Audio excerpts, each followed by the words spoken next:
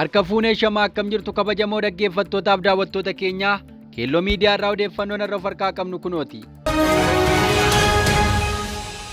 Horroo Guduruu Wallaggaa aanaa Jaardagaa Jaarteetti humnoonni finxaaleeyyiin faannoo hawaasa nagaa jumulaan ajjeesuun qabeenyaa isaa saamuuf gabaafame.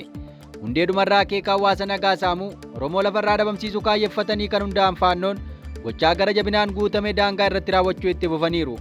Humnoonni faannoo daangaa naannoo Oromiyaa fi Amaaraa wal daangessan irratti hawaasa nagaa Oromootti ce'uun leellaa ammeenyaan guutame raawwachuun irra deddeebiin nagaamuu itti fufeera. Akka kanaan kaleessa jechuun eebila 6 bara 2025 galgala naannoo sa'aatii 12 irraa kaasee lola humnoonni faannoo raawwataniin Oromoo hedduun gaaga'amuutu himame. Akka maddeen jedhanitti godina Horroo Guduruu Wallaggaa aanaa Jaardagaa Jaartee ganda Aboo jedhamutti finxaaleeyyii faannoon daangaa Oromiyaa cabsanii namoota hedduu lubbuu dabarsanii jiru. Gabaasa arganne irraa akka hubatametti jaarsaa jaartii fi daa'imman dabalatee namoonni 13 ol yommuu ajjeefaman namoonni hedduun ammoo ukkaanfamanii fudhatamaniiru jedhame. Qabeenya hedduun barbadaa'ee saamameeras.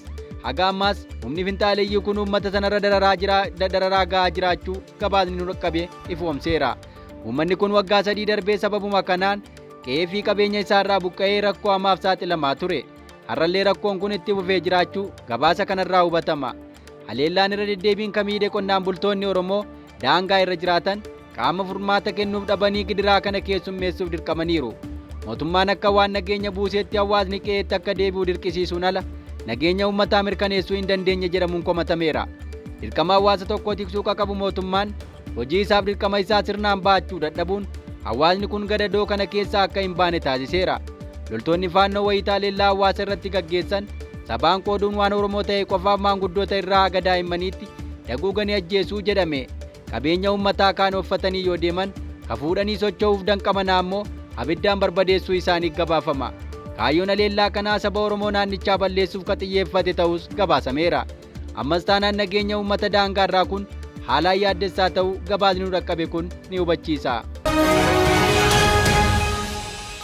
Odeessa itti aanuun Baalee Gobbaa uummanni lafa irraa buqqa'u akka qabu mootummaan murtii dabarsuun mormii kaase. Hawaasni Oromoo Baalee aanaa Gobbaa ganda Riiraa lafaaf qabeenya isaanii irraa akka buqqa'an jedhamuun tibbana haalaan himamaa jira. Akka gabaasaaleen jedhanitti sababa paarkiif ka jedhuun uummata buqqaasuun himamaa jira. Hawaasni lafa keenya irraa hin buqqaanu jechuun hiriira ba'uun sagalee dhageessifateera. Lafa keenya irraa eessa deemnaa ka jedhan uummanni naannichaa lafti keenya lafee keenyaa dhiibnee hin deemnu jechuun dhaadannoo dhageessanii jiru.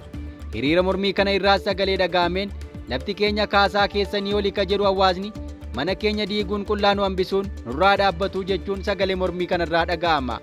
Uummanni Baalee kunneen qotatanii horsiifatanii jiraataa akka jiran wayita ta'u qabeenyaa fi beenyaa isaanii irraa akka ka'an mootummaan dirqisiifamuun akka isaan dallananiif hiriira mormii akka isaan gaggeessan taasiseera.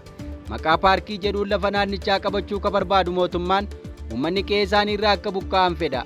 Kaasaa kaffaluuf waadaa ka gale mootummaan hawaasni qe'ee isaa gadhiisee ka'u akka qabu dirqisiisaa jira. Kan mormachuun uummanni qe'ee fi lafa isaa gadhiisee akka hin buqqaane mormataa jiraachuu gabaasni arganne ifoomseera. Odeessa keenya itti aanuun artistii Andu'aalem Gosaa yeroo sadaffaaf har'a dhaddachatti dhiyaate. Abukaatoon isaa ammoo Qananiin yeroo hedduu of ajjeesuuf yaaluu ishee yaadannoo barreessitee irraa hubadheera jechuun yaada falmii dhiyeesseera.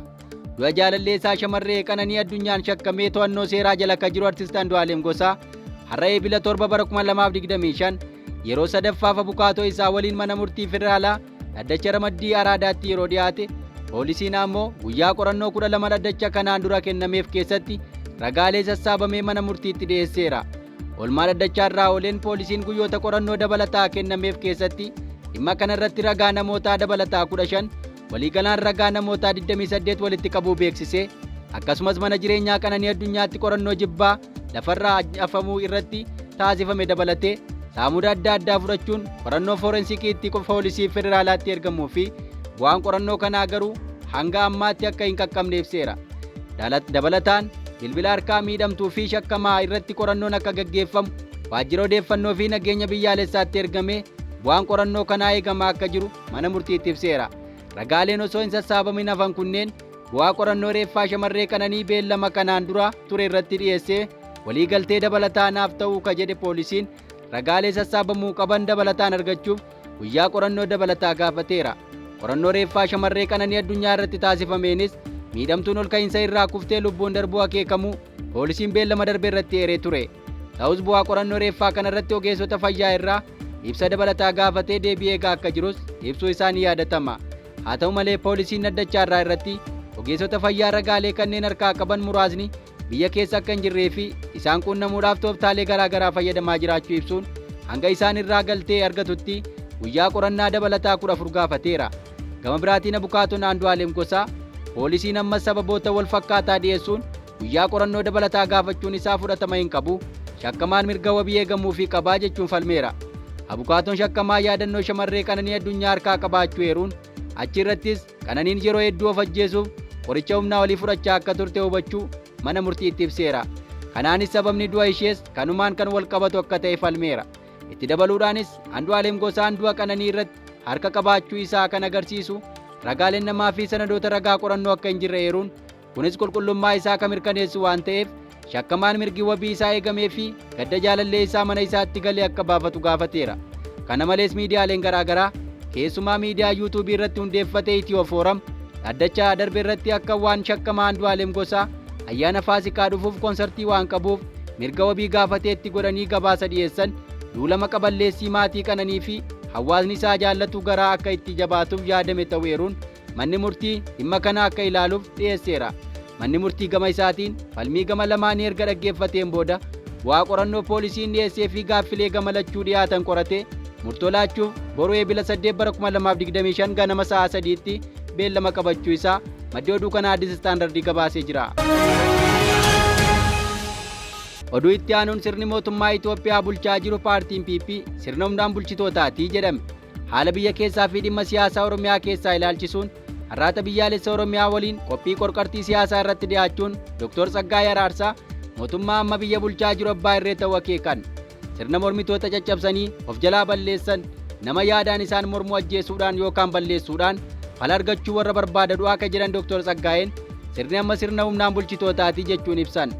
Aangaa'ota biyya bulchaa jiraniin faashistoota ka jedhu hayyuun kun sabaaf sablammoota biyyattii hunda isaanii caccabsanii bulchuuf kan hojjetanidha jechuun ibsan. Akka Dr. Tsaggaayeen jedhanitti bulchiinsi Itoophiyaa ammaa fedhii uummataa irratti hundaa'ee bulchaa akka jiru miti. Sirni dimokiraasii silaa fedhii uummataa giddu galeessa godhata ture ka jedhan namni kun bulchitoonni ammaa karaan isaan aangootti dhufan karaan isaan aangootti tikfataa jiranii fi aangoo irra turuuf yaadaa jiran hundi humnaan kan deeggarame ta'uu eeran. Kanarraa ka'uun abbaa irree jechuun akka danda'amu himu. Fedhiin impaayirummaa didiriiree biyyattii karaa nagaan gaggeessuun hafee humnaan bulchuun filatamee ka jiru ta'us ibsaniiru.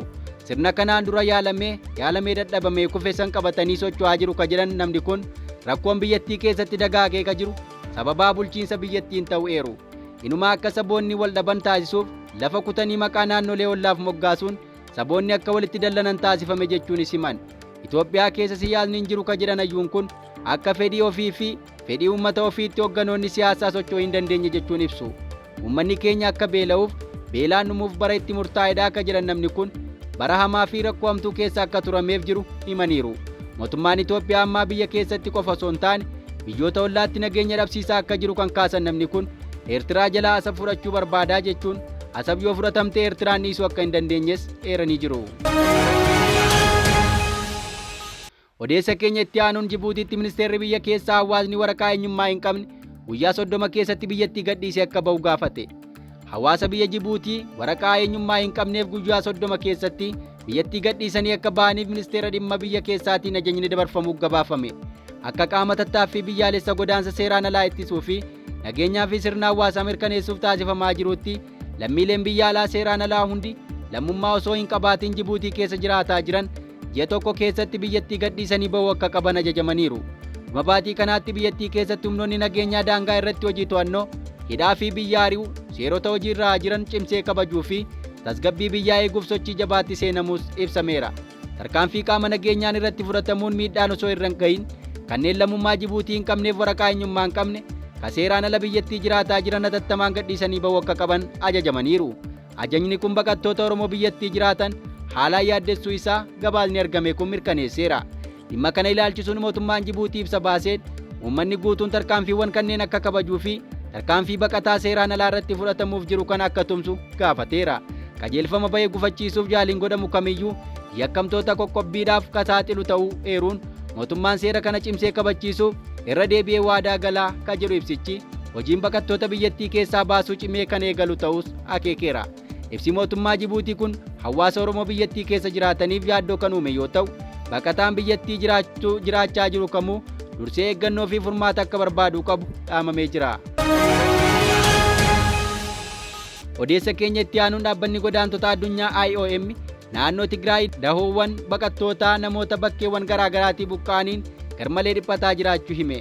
Dhaabbatichi ibsa kaleessa baaseen dahoowwan kunneen namoota qe'ee isaanii irraa buqqa'aniin guutamuu qofa osoo hin taane diigamuun haala gaddisiisaa keessa jiraachuu beeksiseera. Sababni guddaan dahoowwan dhiphataa dhufuu buqqaatonni duraan mana kireeffatanii turan maallaqa dhabuun gara dahoo dhufuu isaaniitii jedhe. Buqqaatota manneen barnootaa naannichaa keessatti daheeffatan gara dahoo isaaniif qophaa'ee fiduuf tattaaffii taasisaa akka jiru kan eere dhaabbatichi buqqaatota manneen barnootaa 21 keessatti buufatanii turan gara dahootti fiduuf danda'uu isaa ibseera. Egaa dhaggeeffattoota Keelloo Miidiyaa odeeffannoon irra of harkaa qabnu kanan gaammaa dhaggeeffattan ture. Qophii Keelloo hafe waliin turtii gaarii.